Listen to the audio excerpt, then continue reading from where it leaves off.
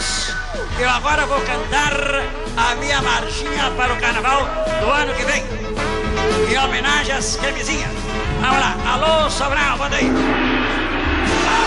alô, sem camisinha não pode, com camisinha pode. Alô, alô, Terezinha, com ou sem camisinha, você é uma gracinha, né?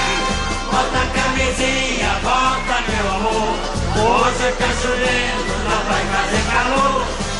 Revista Manchete de fevereiro de 1987. O carnaval deste ano, fortemente estigmatizado pelo fantasma da AIDS, será diferente?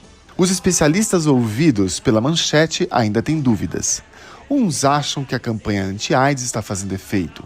Outros consideram que o apelo da carne conspira contra a moderação e prevêem uma quarta-feira de cinzas lotadas nas farmácias e consultórios.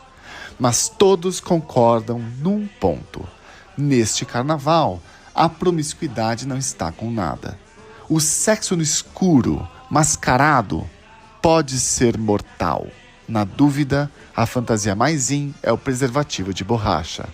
No Carnaval 87, vai dar camisinha na cabeça. Não quero ver ninguém sem camisinha, pra não se machucar no carnaval. Estamos no Brasil de 1987 e as informações sobre o HIV já começavam a aparecer na imprensa, nos programas de auditório e em algumas rodas de conversa. Aquele caos inicial ainda continua, com muita desinformação, letalidade e pânico. Sem ainda entender direito como o vírus funciona, mas sabendo que ele era transmitido por contato sexual, a primeira forma de prevenção recomendada era mesmo evitar o sexo. Logo depois, um antigo método contraceptivo voltou ao centro das atenções, como a própria revista Manchete contava nesse artigo da mesma edição.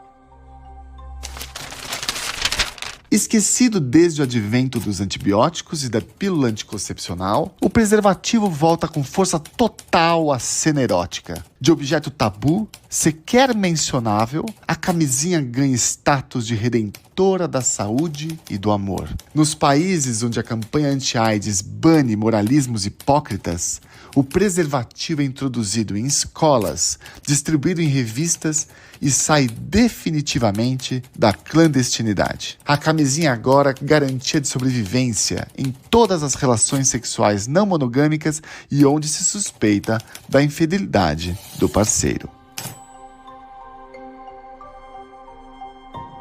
Se no episódio anterior a gente te falou sobre a evolução no tratamento do HIV, nesse terceiro episódio vamos te contar sobre a evolução dos seus métodos de prevenção.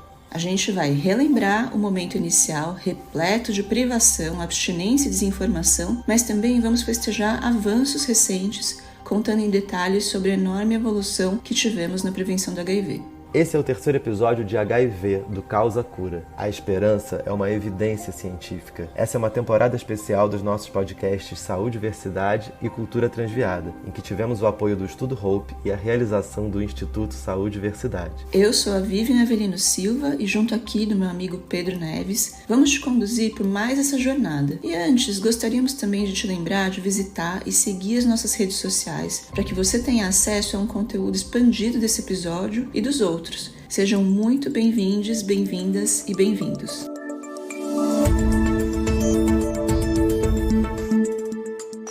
A gente podia virar paciente a qualquer momento, a gente não... O Ricardo Tapajós, que está falando aí, é médico infectologista e testemunhou o surgimento do HIV como médico e também como homem gay. E ouvindo o depoimento dele, a gente tem a real dimensão do que era viver a sua vida íntima com tantas preocupações, sem a menor liberdade e sem poder ter acesso a uma experiência plena da sexualidade. E eu consegui passar 50 e tantos anos da minha vida sem pegar o HIV, então eu sei como é que não se pega o HIV.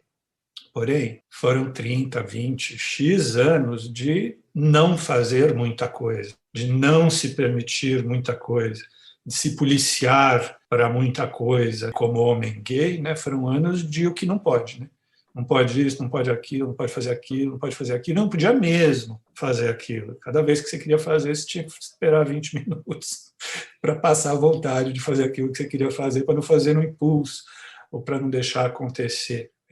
E essa realidade super antiga de privação e abstinência talvez seja hoje a de muita gente que ainda desconhece toda a diversidade de métodos de prevenção que estão disponíveis atualmente. O Ricardo festeja aqui esse momento que podemos chamar de uma nova era dos métodos de prevenção. E a gente já vai te contar melhor sobre tudo isso. E quando a gente vê agora que existem propostas de prevenção combinada, que você pode tomar PrEP, que você pode tomar PEP, é uma libertação enorme, né? Então, quando eu prescrevo, por exemplo, profilaxia pré-exposição para os meus pacientes, eu falo, eu tomo e faz tantos anos que eu tomo, e eu tomo, não é porque eu não sei, eu sei como não pegar o HIV, né? Mas eu vou continuar nos próximos 30 e 40 anos fazendo tudo aquilo que eu fiz nos 30 anteriores, ou deixando de fazer tudo aquilo que eu não fiz, ou eu posso lidar com os tempos de uma forma diferente, né?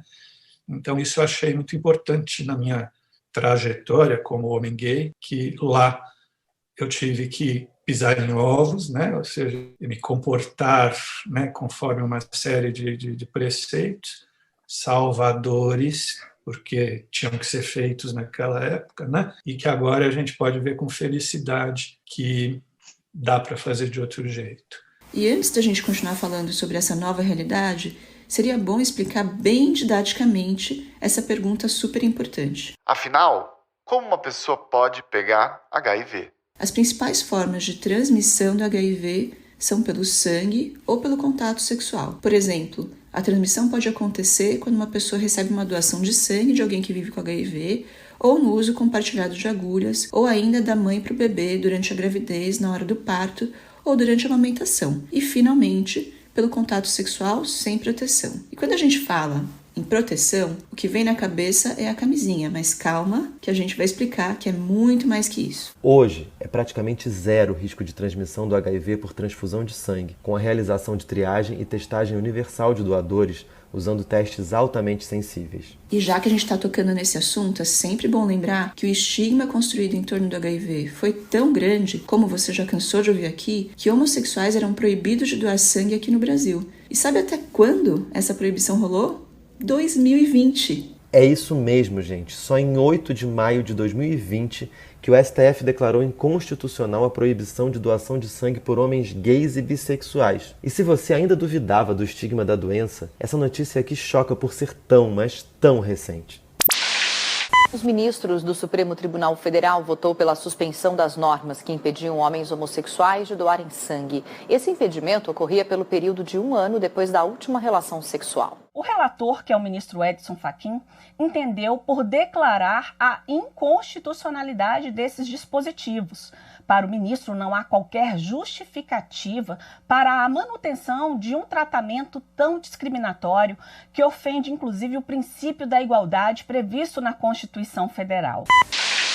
E retomando aqui as formas de contaminação por HIV, também é importante falar que a transmissão por agulhas contaminadas não é um problema muito grande no Brasil, mas é um desafio em alguns países do mundo. A transmissão da mãe para o bebê também pode ser evitada desde que seja feito um conjunto de cuidados. Lembram da Raquel Ávila, que entrevistamos nos primeiros episódios dessa série? A Raquel teve uma filha saudável vários anos depois de descobrir o HIV e hoje qualquer pessoa com HIV pode planejar ter filhos. Essa informação é tão importante e tão pouca gente sabe disso que vamos repetir. Hoje, qualquer pessoa com HIV pode planejar ter filhos. Qualquer pessoa com HIV pode planejar ter filhos. E a gente volta a falar dela aqui, a camisinha externa, mais conhecida como camisinha masculina, que durante muitos e muitos anos foi a única forma de prevenção e salvou milhões de vidas naquele momento inicial de surgimento do vírus. Mas o nosso velho moralismo e conservadorismo foram obstáculos bem difíceis de contornar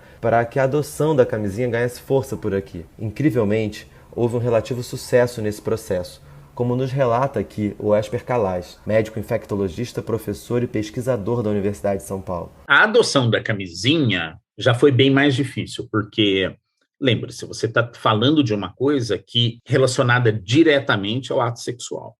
Então, a camisinha significa falar sobre pênis, sobre vagina, sobre penetração, sobre que hora colocar, como colocar. Então, obrigatoriamente, você tinha que entrar no assunto sexo. E isso trouxe, evidentemente, uma reação enorme. Muita gente com receio de se trazer esse assunto para dentro da casa das pessoas, das famílias brasileiras, para dentro das escolas no Brasil. Mas a gente enfrentou isso dentro de uma época que o movimento de defesa aos direitos das pessoas que estavam sob risco e pessoas que vivem com HIV foi crescendo. Então, houve uma pressão enorme e o Brasil começou a tomar uma vanguarda dentro desse debate muito maior do que a gente poderia imaginar. Por exemplo, o fato da gente hoje olha para trás e vê propagandas de carnaval que tem uma camisinha inflada gigante desfilando no meio dos blocos de rua,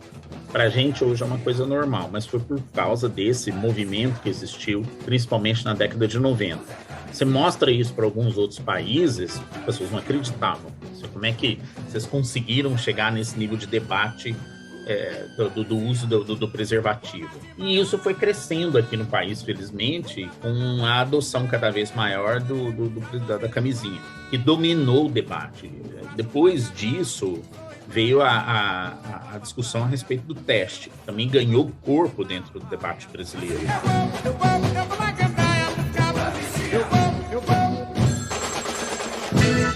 Essa música que você estava ouvindo se chama Camisinha e fazia sucesso no Carnaval de Salvador dos anos 90. Se em 87 o Chacrinha, que você ouviu lá no início do episódio, com a marchinha da camisinha, falava da camisinha de uma maneira mais subentendida e com uma forte conotação sexual e maliciosa, agora a letra era mais direta e a canção fala: transe com quem você quiser, contanto que seja com quem também queira transar com você. Mas use camisinha. Respeite o amor, respeite o sexo, proteja sua vida, salve muitas vidas. Use camisinha. E mesmo com essa popularização da camisinha, o número de pessoas que adotavam esse tipo de estratégia de prevenção ainda não era suficiente. Em uma pesquisa do Ibope de 1995, que ouviu 1.517 pessoas, o percentual de quem nunca tinha usado camisinha na vida era de 38%. Quem já usou e não usa mais era de 27%. E os que nunca deixam de usar camisinha representavam apenas 9%. E aí a gente chega em um ponto problemático dessas estratégias, como abstinência, redução do número de parceiros e uso de preservativos de barreira. Todas elas têm enorme eficácia, mas não têm boa efetividade. Como assim, Vivi? Elas não são eficazes em que sentido? Eficácia significa que a estratégia funciona em condições ideais, quando, por exemplo, o paciente toma bem direitinho o remédio e tudo mais está sob controle. Mas efetividade significa que a estratégia de tratamento ou de prevenção funciona em condições de vida real. E muitas vezes a abstinência e métodos de barreira não funcionam na rotina das pessoas. Nem sempre as pessoas conseguem encaixar essas estratégias nas suas rotinas, como o Rico Vasconcelos nos conta aqui. Primeira coisa que eu digo é que a gente entendeu que o melhor método de prevenção, ou os melhores métodos de prevenção para cada pessoa, são aqueles que a pessoa consegue usar com boa adesão. Até porque, não importa qual é o método, ele só vai funcionar se ele for usado direito. A abstinência sexual, eu chamo brincando de um método Damares de prevenção, é uma maneira excelente e super eficaz de prevenção do HIV, de filho, de outras ISTs, mas ele tem um problema muito sério, que é difícil você fazer a pessoa ser bem aderente ao método abstinência sexual. E eu gosto de falar da abstinência brincando, que todo mundo ri, mas é igual para todos. Camisinha é ótimo para prevenção, mas só vai funcionar se a pessoa usar a camisinha direito. Usar a camisinha de qualquer jeito, metade das relações, ou sem usar na relação inteira, você vai ter ali brechas na prevenção. Por muitos anos, a gente não assimilava esse conhecimento, não entendia que diversificar os métodos de prevenção era uma boa maneira de conseguir fazer com que a prevenção desse um pouquinho mais certo.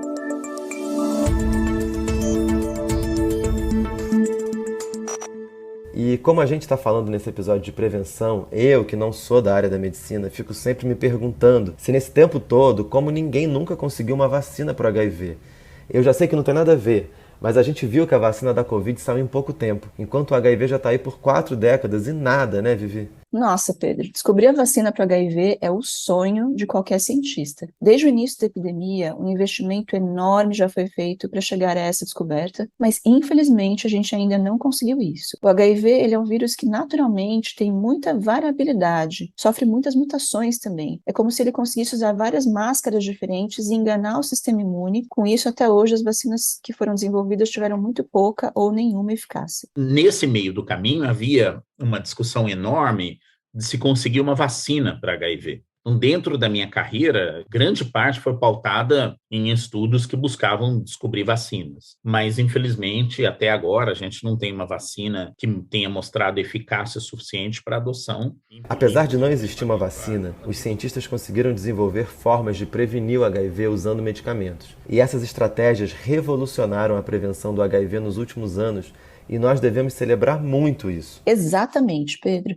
Assim como os medicamentos bloqueiam a multiplicação do HIV, como a gente discutiu no último episódio, eles podem bloquear etapas essenciais do ciclo do vírus quando uma pessoa tem um primeiro contato com ele, e assim, muitas vezes é possível inibir o vírus de estabelecer a infecção. A primeira dessas estratégias a ser descrita foi a PEP, sigla para profilaxia pós-exposição ao HIV. Ela começou a ser estudada em crianças nascidas de mães que descobriam que viviam com HIV só no momento do parto, ou em profissionais de saúde que sofriam algum tipo de acidente com sangue ou com agulhas contaminadas. Pois é, Pedro, até eu, como profissional de saúde, já precisei usar PEP. Quando essas pessoas recebem um esquema de medicamentos antirretrovirais menos de 72 horas após o evento, o risco de contrair o HIV cai em pelo menos 2/3. Quanto mais cedo a pessoa começar a tomar o remédio, melhor. E olha, não é só o bebê ou o profissional de saúde que podem usar PEP, não. Qualquer pessoa que tenha tido uma exposição de risco potencial pode usar, inclusive após uma exposição sexual, desde que ela tenha acontecido há menos de 72 horas. Afinal, a gente sabe que por vários motivos pode acontecer de você ter uma relação sexual desprotegida com alguém, e esse alguém você não sabe se tem ou não o vírus. A PEP é fornecida pelo SUS em várias unidades de saúde e centros de testagem e acolhimento. E é sempre bom também lembrar que a PEP é fornecida gratuitamente. Pois é, gente, viva o SUS!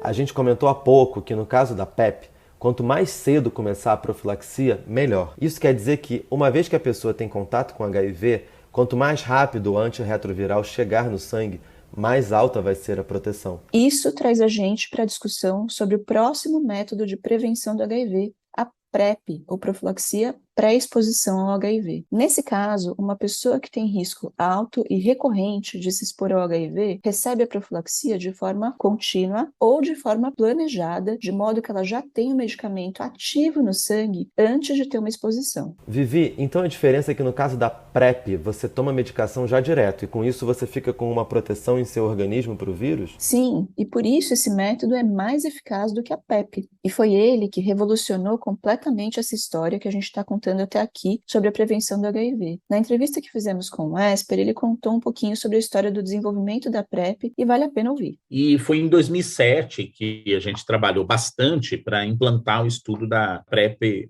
ou seja, profilaxia pré-exposição, aqui no nosso país. E aqui no Brasil, quando comecei a discutir esse assunto, muita gente começou a criticar duramente. E criticar de uma forma até o ponto da gente ser chamado de antiético. E falar assim, vocês estão fazendo uma coisa que é eticamente indefensável. Mas o curioso dessa história é que toda vez essas críticas chegavam indiretamente, mas nunca alguém chegando direto na nossa frente, falando, vamos debater esse assunto, porque ninguém queria. Mas mesmo assim, e quais eram essas críticas que o Esper citou? Muitas pessoas achavam que era errado dar remédio para prevenir o HIV em uma pessoa saudável, que devia simplesmente usar camisinha em todas as relações para se proteger. O problema é que usar camisinha nem sempre é simples, né, gente? Dar mais opções de prevenção para as pessoas poderem escolher o que faz sentido para elas é fundamental. E talvez aqui esteja presente aquele nosso velho e conhecido estigma, envolvido com doses de moralismo e conservadorismo, né?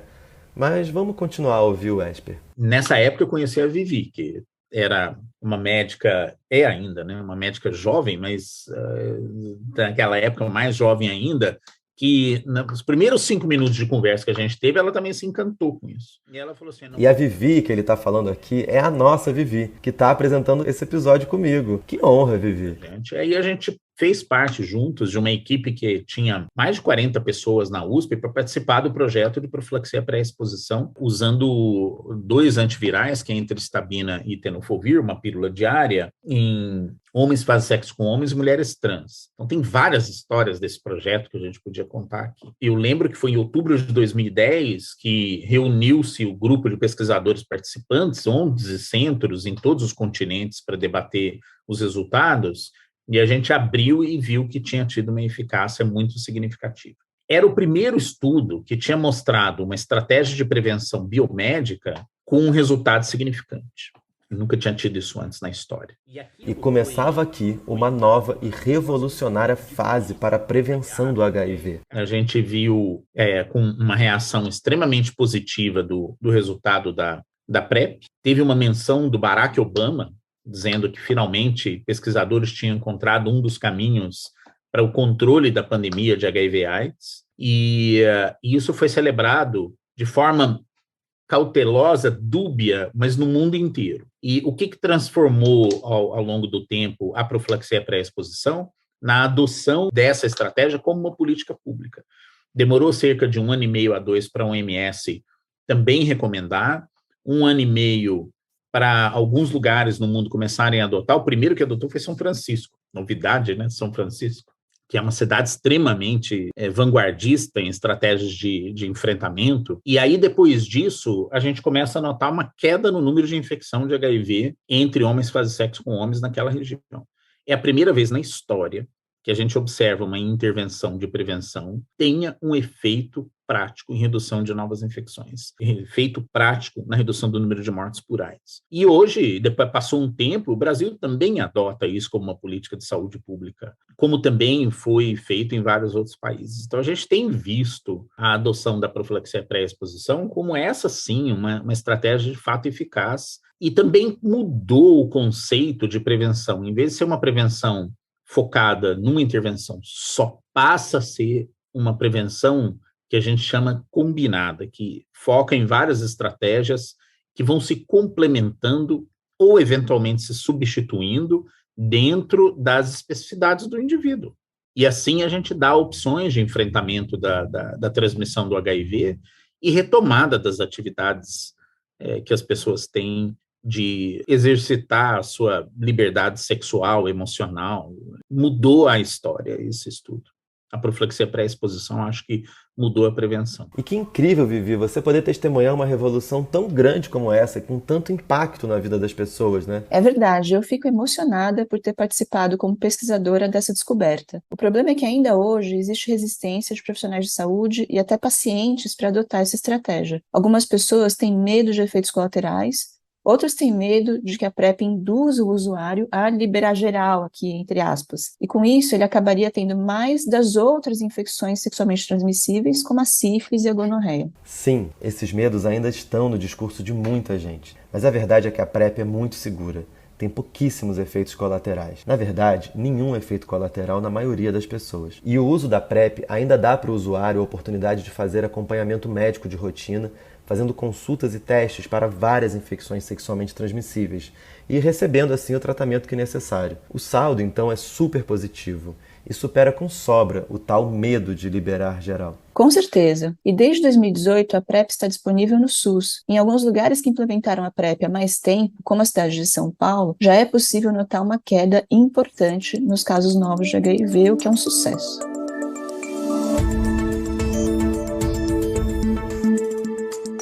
A gente acabou de falar bastante sobre como os medicamentos antirretrovirais podem ser usados por pessoas que não têm o HIV para evitar a infecção. Mas não vamos esquecer que quando os medicamentos são usados pela pessoa que vive com HIV, essa pessoa não transmite mais o HIV por via sexual. Essa também é uma forma de prevenção do HIV que recebe o nome de tratamento como prevenção, ou TASP, como o Rico nos fala aqui. Nessa época, a gente descobriu, por exemplo, que o antirretroviral, o medicamento que a gente usa para tratar o HIV em quem vive com HIV, é uma super fórmula de sucesso de prevenção. É um trunfo da prevenção. Tanto quanto quando você usa o antirretroviral para tratar quem vive com HIV, porque descobriu-se nessa última década que uma pessoa que vive com HIV em tratamento, enquanto ele mantiver a sua carga viral, que é a quantidade de vírus no sangue, zerada, que é a meta do tratamento do HIV, essa é uma pessoa que não transmite o seu vírus por via sexual, mesmo que ela transe sem preservativo. Isso tem um potencial transformador na vida da sociedade. Indetectável é igual a intransmissível. Então a gente entendeu que, graças à ciência, muita pesquisa e esforço dos pesquisadores envolvidos e também dos participantes de pesquisa, a prevenção pode ir muito, mas muito além da camisinha.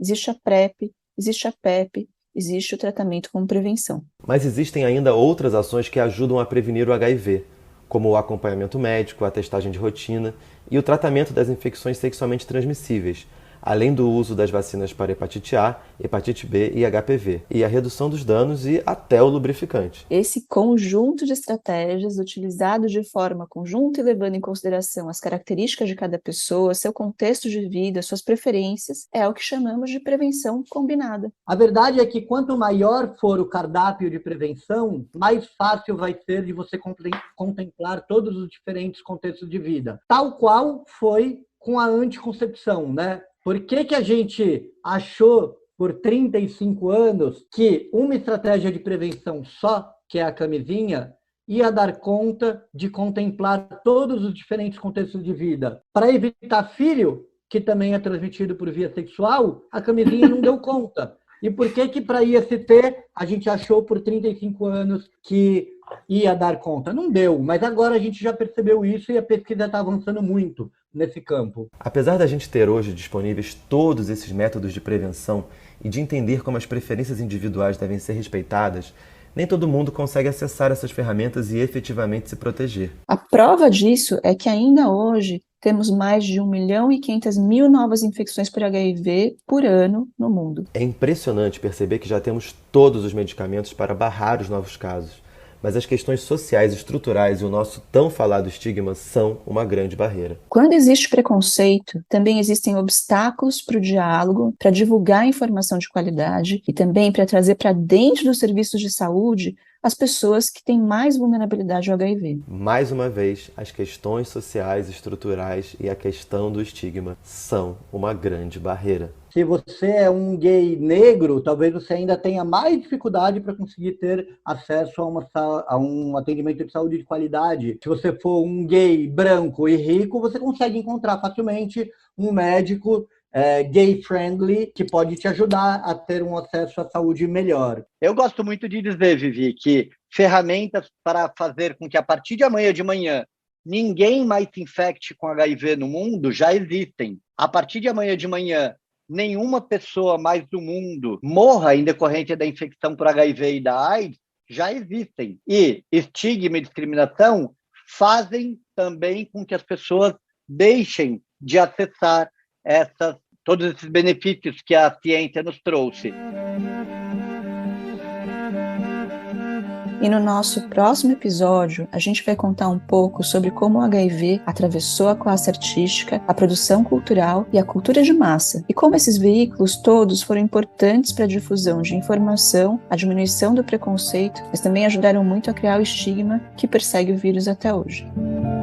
O inventário de perdas é para sempre. Ninguém é substituível, entende? Muita arte ceifou muita gente, entende? Se você pensar que Cazuza teve 10 anos, ele começou em 82 e faleceu em 90, 8 anos. Deixou uma obra gigantesca. Ele estava evoluindo muito, Burguesia já era um grande álbum. Não teve chance. Renato Russo também foi precoce. A vida humana dessas pessoas é o pior, é o que de pior se perdeu, porque isso mas a questão artística também é dura. Perde-se a vida e perde-se muito da arte também.